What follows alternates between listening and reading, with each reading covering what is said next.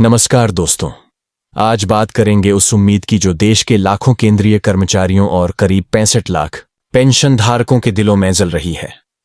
बात उस इंतजार की जो हर महीने की शुरुआत में बैंक मैसेज के रूप में आंखों में उतरता है, क्रेडिटेड टू योर अकाउंट। लेकिन इस बार ये इंतजार थोड़ा अलग है, क्योंकि दिवाली का त्योहार सिर पर है और देश भर के लाखों सरकारी कर्मचारी सोच रहे हैं कि क्या इस बार त्योहार से पहले सैलरी और पेंशन उनके खाते में पहुंच पाएगी। क्योंकि बात सिर्फ पैसों की नहीं है, बात उस भरोसे की है जो कभी सरकार और कर्मचारियों के बीच हुआ करता था। अब वह भरोसा धीरे धीरे सवालों में बदल गया है। त्योहारों का मौसम है, सड़कों पर लाइटें टंगी हैं, मिठाई की दुकानों पर भीड़ है और घरों में सजावट शुरू हो चुकी है। लेकिन लाखों परिवार ऐसे भी हैं जो अब भी इस चिंता में हैं कि इस बार घर में दिया जलेगा या नहीं। वजह वही सैलरी और पेंशन की तारीख को लेकर असमंजस। अगर आप चाहते हैं कि हम ऐसे सटीक अपडेट्स और खबरें समय पर लाते रहे तो इस वीडियो को अभी लाइक करें और चैनल को सब्सक्राइब करना ना भूलें। सरकारी फाइलों में घूमते एक लेटर पर उनके पूरे महीने की खुशियां टिकी हैं। ऑल इंडिया फेडरेशन के सचिव श्री शिव गोपाल मिश्रा ने सरकार को एक पत्र लिखा है।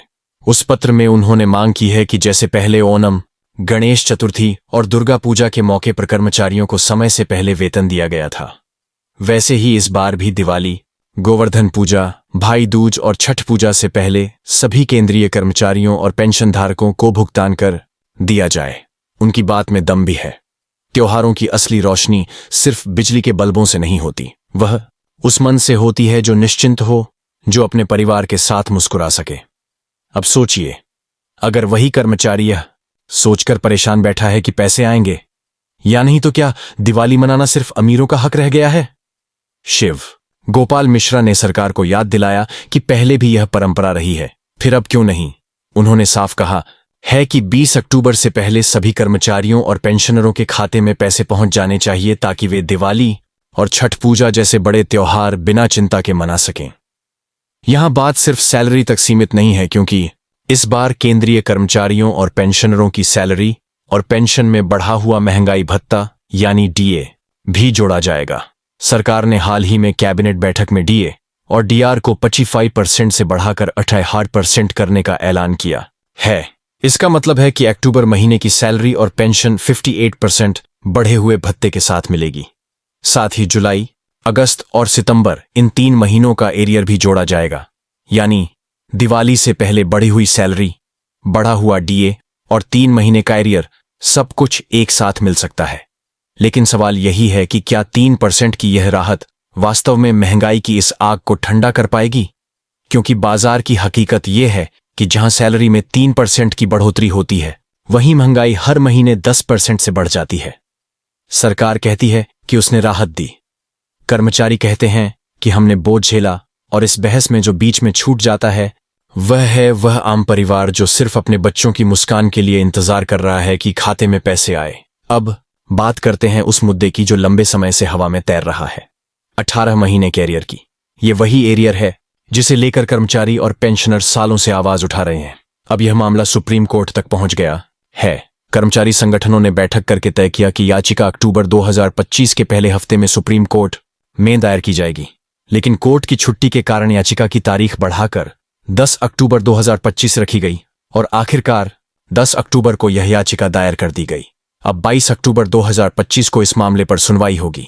अगर फैसला कर्मचारियों के पक्ष में आता है तो सरकार को 344 करोड़ से ज्यादा की राशि का भुगतान करना होगा, और अगर सुप्रीम कोर्ट ब्याज सहित भुगतान का आदेश देता है तो यह बोझ और भी बढ़ेगा। मगर यह बोझ नहीं, कई परिवारों के लिए राहत की बौछार होगी। यह वह पल होगा जब कोई बुजुर्ग अपनी पत्नी से कह सकेगा, देखो आखिर हमारी मेहनत बेकार नहीं गई। कई रिटायर्ड कर्मचारी ऐसे हैं जो अपने इस एरियर को अपनी बची हुई जिंदगी की सुरक्षा समझते हैं। उनके लिए यह रकम सिर्फ पैसे नहीं, एक इज्जत का सवाल है।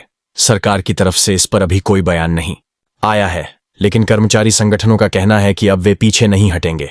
उनकी यह लड़ाई सिर्फ एरियर की नहीं, बल्कि उस वादे की है जो महामारी के दौरान अधूरा रह गया था।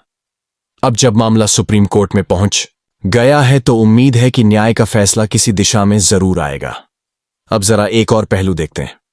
जीपीएफ यानी जनरल प्रोविडेंट फंड। वित्त मंत्रालय ने ऐलान किया है कि अक्टूबर से 31 दिसंबर 2025 तक जीपीएफ पर ब्याज दर 7.1% ही रहेगी। पिछले 6 सालों से यही दर जारी है, बिना किसी बदलाव के।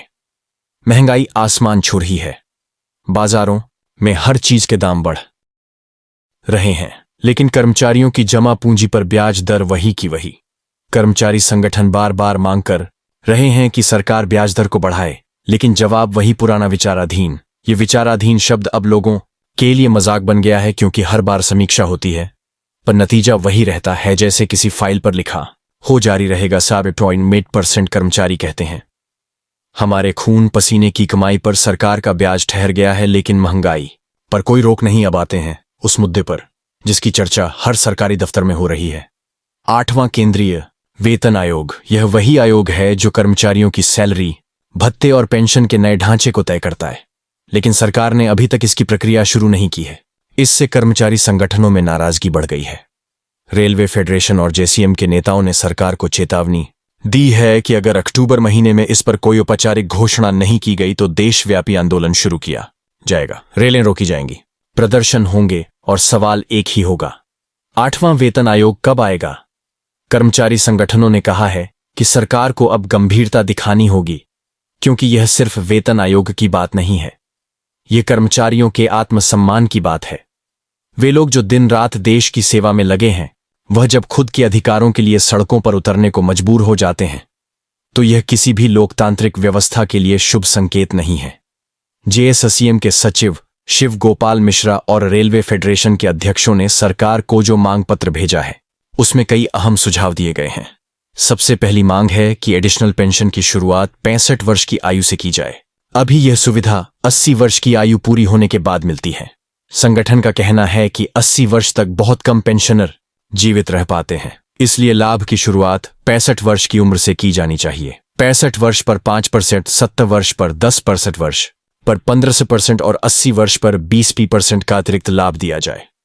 दूसरी मांग है कि कम्यूटेशन रिकवरी की अवधि 15 साल से घटाकर 11 साल की जाए।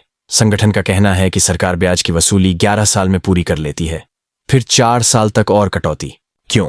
यह नीति कर्मचारियों के साथ अन्याय है। तीसरी मांग है कि पेंशन की राशि अंतिम वेतन के 50% से बढ़ाकर 60% की जाए।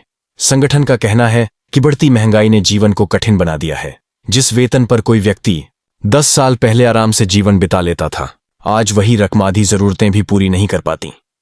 चौथी मांग है कि महंगाई भत्ते की गणना हर 6 महीने में नहीं बल्कि हर 3 महीने में की जाए, क्योंकि महंगाई तो हर महीने बढ़ती है। फिर राहत आधे साल बाद क्यों मिले? कर्मचारी कहते हैं कि जब बाजार हर तिमाही झटका देता है तो सरकार को भी हर तिमाही राहत देनी चाहिए। ये सारी मांगे सिर्फ कागज पर लिखे शब्द नहीं हैं, यह लाखों कर्मचारियों के जीवन की आवाज है।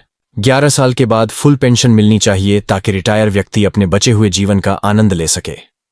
तीसरी मांग है कि पेंशन की राशि अंतिम वेतन के 50% से बढ़ाकर 66% की जाए। संगठन का कहना है कि बढ़ती महंगाई ने जीवन को कठिन बना दिया है। जिस वेतन पर कोई व्यक्ति 10 साल पहले आराम से जीवन बिता लेता था, आज वही रकम आधी जरूरतें भी पूरी नहीं कर पाती। इसलिए पेंशन को वर्तमान महंगाई के हिसाब से बढ़ाना जरूरी है। चौथी मांग है कि महंगाई भत्ते की गणना हर 6 महीने में नहीं बल्कि हर 3 महीने में की जाए, क्योंकि महंगाई तो हर महीने बढ़ती है। फिर राहत आधे साल बाद क्यों मिले? कर्मचारी कहते हैं कि जब बाजार हर तिमाही झटका देता है तो सरकार को भी हर तिमाही राहत देनी चाहिए। ये सारी मांगे सिर्फ कागज पर लिखे शब्द नहीं है, यह लाखों कर्मचारियों के जीवन की आवाज है। वे लोग जो सालों से सरकार की व्यवस्था को चलाते रहे, अब उसी व्यवस्था से न्याय की उम्मीद कर रहे हैं। उनकी उम्मीदें हर बार किसी नोटिफिकेशन में अटक जाती हैं, लेकिन वे अब भी विश्वास करते हैं कि बदलाव संभव है। दिवाली से पहले अगर सरकार कर्मचारियों और पेंशनरों के खाते में सैलरी, एरियर और बढ़े हुए डीए का भुगतान कर दे तो हजारों घरों की रोशनी लौट सकती है, क्योंकि इन घरों में खुशियां बहुत सस्ती हैं। बस बैंक से आने वाला एक मैसेज चाहिए, क्रेडिटेड टू योर अकाउंट। यह सिर्फ सैलरी नहीं है, यह व्यवस्था की विश्वसनीयता का टेस्ट है। यह सिर्फ पेंशन नहीं, यह उस पीढ़ी की इज्जत है जिसने देश की सेवा में अपने साल दे दिए। यह सिर्फ एरियर नहीं, यह उस भरोसे का ब्याज है जो बार बार सरकारी घोषणाओं में खोता गया। अब सबकी नजरें सरकार की ओर हैं। क्या सरकार दिवाली से पहले कर्मचारियों को यह तोहफा देगी, या फिर वादों की मिठाई पर महंगाई का नमक पड़ जाएगा?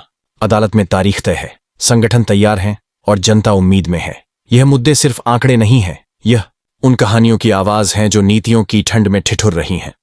शायद दिवाली की असली रोशनी तभी निकलेगी जब किसी बुजुर्ग के खाते में उसकी पेंशन समय पर पहुंच जाएगी, जब कोई पिता अपने बच्चे के लिए मिठाई खरीद पाए बिना उधार ली, जब किसी कर्मचारी को यह एहसास होगा कि उसकी मेहनत सिर्फ एक आंकड़ा नहीं बल्कि एक मान्यता है। सरकार को अब फैसला लेना होगा, क्योंकि देर से दी गई राहत सिर्फ औपचारिकता बन जाती है, और औपचारिकता से ना पेट भरता है ना घर रोशन होता है।